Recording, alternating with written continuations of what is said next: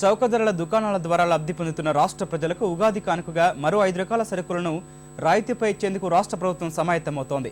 చింతపండు, అయోడైజ్డ్ ఉప్పు, పామోలిన్, మిరపపొడి, పసుపు పొడిని బియ్యం సహా ఇతర నిత్యావసరాలతో కలిపి బుట్ట ద్వారా అందించాలని నిర్ణయించినట్లు సంయుక్త కలెక్టర్ల సదస్సులో ముఖ్యమంత్రి కిరణ్ కుమార్ రెడ్డి తెలిపారు.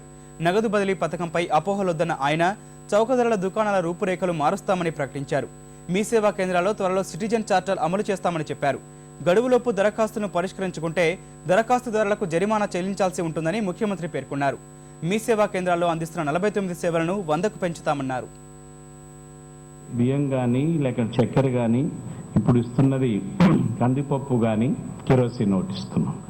దీనికి ఇంకొక 5 యాడ్ చేస్తా ఉన్నాం, తీసేయటం లేదు. ఇంకొక 5 యాడ్ చేస్తా ఉన్నాం. ఉగాదికి ఒక మంచి బాస్కెట్ మాదిరిగా మనం ఇచ్చే విధంగా తక్కువ రేటు మార్కెట్ కంటే ఇచ్చే విధంగా మనం చేయబోతున్నాం.